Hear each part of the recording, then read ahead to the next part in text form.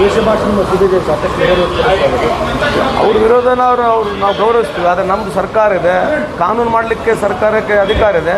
ಕಾನೂನು ಮಾಡ್ತಕ್ಕಂಥ ಏನು ತಪ್ಪಿದೆ ಅಂದರೆ ಇನ್ನು ಯಾರು ಬೇಕಿದ್ದವ್ರು ಹಿಗ್ಗಮುಗ್ಗ ಬೈದು ಬಿಡ್ಬೋದಾ? ನಾನಾಗಲಿ ನೀವಾಗಲಿ ಬೈದು ಬಿಡ್ಬೋದಾ? ದ್ವೇಷದವಾಗಿ ಮಾತನಾಡಬಾರ್ದಕ್ಕಂಥದ್ದು ಕಾನೂನಿದೆ, ಅದನ್ನು ಕಾನೂನು ತರ್ತಾ ಇದ್ದೀವಿ. ಅದಕ್ಕೆ ಅವ್ರಿಗೇನು ಪ್ರಾಬ್ಲಮ್ ಏನಿದೆ? ಸರ್, ಅದೇ ಬಿಜೆಪಿ ಮತ್ತು RSS ನಾಯಕರು ಮತ್ತು ಹಿಂದೂಪರ ಸಂಘಟನೆ ಪ್ರಕರಣ ಟಾರ್ಗೆಟ್ ಆಗಿ ಇಟ್ಕೊಂಡೆ ಈ ಮಸೂದೆ ತರಲಾಗಿದೆ ಅಂತ ಅವ್ರು ಯಾಕೆ ಹಂಗೆ ಅನ್ಕೋಬೇಕು? ಅವ್ರು ಯಾಕೆ ಹಂಗೆ ಅನ್ಕೋಬೇಕು? ಅವ್ರು ಹೇಳ್ತಾರೆ, 100 ಹೇಳ್ತಾರೆ, ಹಂಗೆ ಏನು ಮಾಡ್ಬೋದು?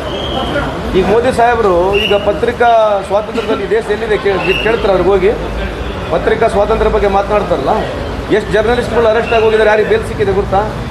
UP, ಒರಿಸ್ಸಾ, ಛತ್ತೀಸ್ಗಢದಲ್ಲಿ ಮರ್ಡರ್ ಆಗಿದ್ದಾರೆ ಜರ್ನಲಿಸ್ಟ್ಗಳು.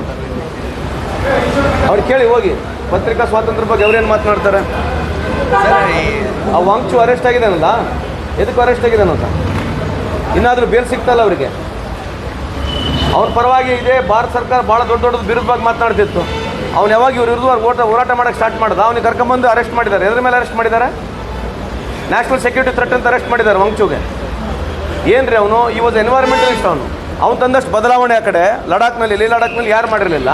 ಅವನಿಗೆ ಕರ್ಕೊಂಬಂದು ಇವತ್ತು ಕುಂದಿರ್ಸಿದ್ರೆ ಯಾರು ಕೇಳೋದಲ್ಲ, ಮಾತಾಡೋದಲ್ಲ. ಹೆಡ್ಲೈನ್ಸ್ಗಳು ಇಡೀ ದೇಶದಲ್ಲಿ ದಿನ ಬೆಳಗ್ಗಿದ್ರೆ ಚೇಂಜ್ ಆಗ್ತವೆ ಹೆಡ್ಲೈನ್ಸ್ಗಳು. ಅವ್ರಿಗೆ ಏನು ಬೇಕು ಅದೇ ಹೆಡ್ಲೈನ್ಸ್ ಇರುತ್ತೆ ಅಷ್ಟೇ. ಏನು ರೀಸನ್ ವಾಂಗ್ಚು ಅರೆಸ್ಟ್ ಆಗಲಿಕ್ಕೆ? Why is not getting bail? On what purpose is been arrested? National security threat ಅಂತ ಅರೆಸ್ಟ್ ಮಾಡಿದ್ದಾರೆ ಅವರಿಗೆ.